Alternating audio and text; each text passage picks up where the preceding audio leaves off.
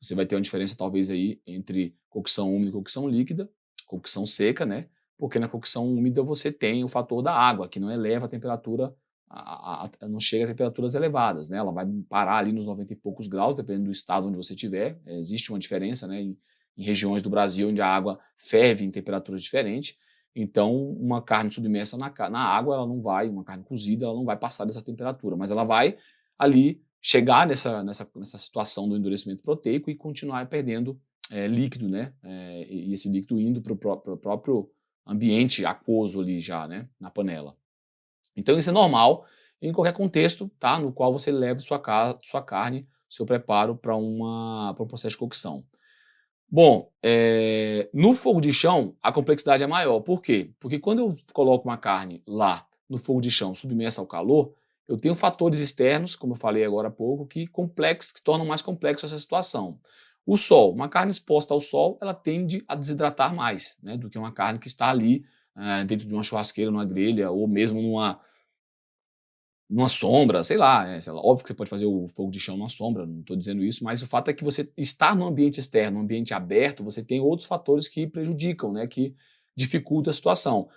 A temperatura o sol, né, a temperatura externa mesmo, a temperatura ambiente, às vezes está muito quente. O vento em excesso, essa ventilação em excesso, ela vai produzir um ressecamento, tá? Então o vento também é um empecilho, beleza?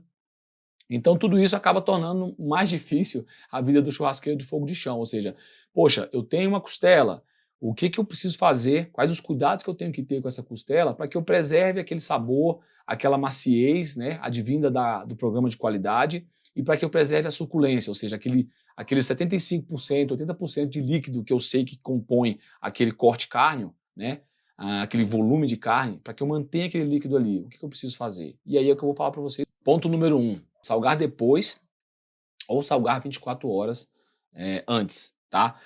Esse fator para mim é um dos mais importantes, tá? Vamos falar de fogo de chão. Quando a gente está falando de fogo de chão, e normalmente vamos dizer assim, a carne, né, o que mais chama a atenção, né, das pessoas no contexto do fogo de chão é o preparo da costela.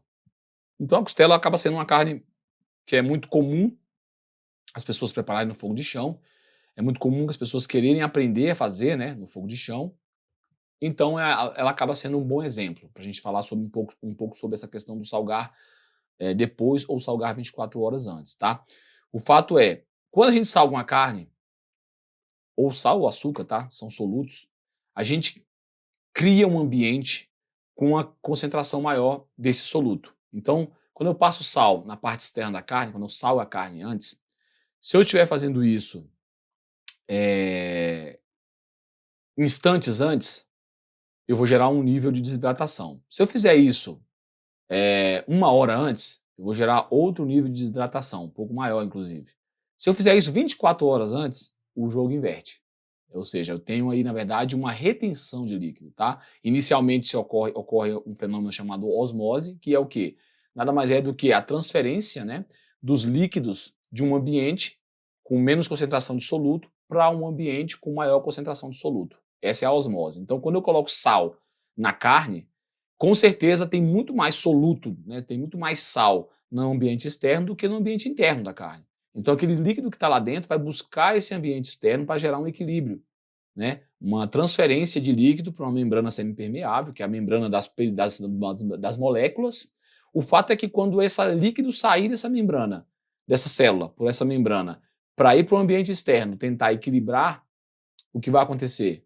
Ele vai evaporar, né? Porque o ambiente externo vai estar exposto ao calor, à temperatura, então ela vai evaporar. Então, a osmose é isso, né? É uma transferência de líquido de um ambiente com menos concentração de soluto para um ambiente de maior concentração de soluto. Então, quando a gente fala de salgar a carne antes, a gente está promovendo uma osmose nessa carne, tá? E talvez se você salgar instantes antes, como acontece muitas vezes, né, quando a gente está fazendo um preparo na grelha, eu pego um steak e salgo instantes antes e levo para a grelha, talvez você não vai notar muita diferença de suculência se você fizer o salgar depois, tá? Então é muito de gosto. Agora, se você salgar esse steak 1 hora antes, você vai perceber no recipiente que você deixou esse steak que já vai ter um líquido ali que saiu da carne que está ali do lado de fora, né? Vai formar uma pocinha de líquido ali embaixo do seu steak. Por quê? porque o processo de osmose aconteceu, tá? Então você passou o sal, você puxou esses líquidos para o ambiente externo, beleza? Se eu salgar 24 horas antes, por que que o jogo inverte, tá? Porque ocorre um fenômeno chamado difusão iônica, tá? Isso eu aprendi no curso do Boca. O Boca é um cara que é um cientista da carne hoje. Eu falo para o churrasqueiro, ele fala para os churrasqueiros nerd. Porque, na verdade, são conteúdos, cara, para vários públicos. Eu costumo dizer que tem gente que só quer aprender a fazer um bom steak, um bom churrasco, né? Não quer entrar no detalhe. Mas eu, para falar isso para vocês, preciso entender melhor. Então, eu fui atrás desse conhecimento. E o que é a difusão iônica, né? Vamos lá, quando você salga a carne, você inicia-se um processo de osmose. Só que com o passar do tempo, o sal, aquele sal sólido que você aplicou na superfície da carne, aquele sal ele vai derreter, tá? Então ele vai virar ali um solúvel, ele vai ficar solúvel, né? Ele vai virar um líquido. E aí sim, no momento em que o sal está solubilizado, ele consegue penetrar na carne por capilaridade. Então ele vai penetrando.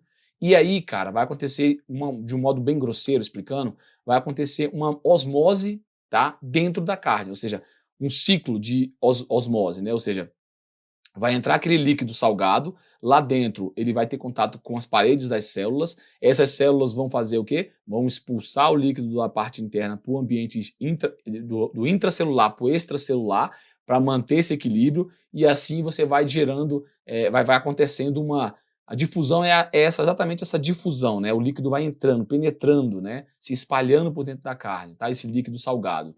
Então vai acontecendo um fenômeno atrás do outro, ou seja, um ciclo, né? Um ciclo de osmose e difusão iônica, penetrando, tá? Para dentro dessa carne. Ocorre que essa penetração ela tem uma curva de crescimento. Não vai ficar penetrando, vou deixar 48 horas então, porque eu estou falando de um pernil, eu estou falando de um corte de carne muito volumoso, eu quero que entre sal, né, penetre esse sal para enaltecer sabor lá no miolo. Não vai acontecer, existe uma curva de crescimento, em determinado momento isso vai começar a parar, vai diminuir essa intensidade de penetração até parar, tá? Então, você, por exemplo, quando a gente faz uma marinada para um pernil, ou para um frango, para um peru, ou coisas do tipo, né? Você normalmente acaba tendo que injetar, porque aí você faz o quê? Você vai criar esse mesmo processo de osmose e difusão iônica de dentro para fora, enquanto você está ali com o sal na superfície fazendo de fora para dentro, tá?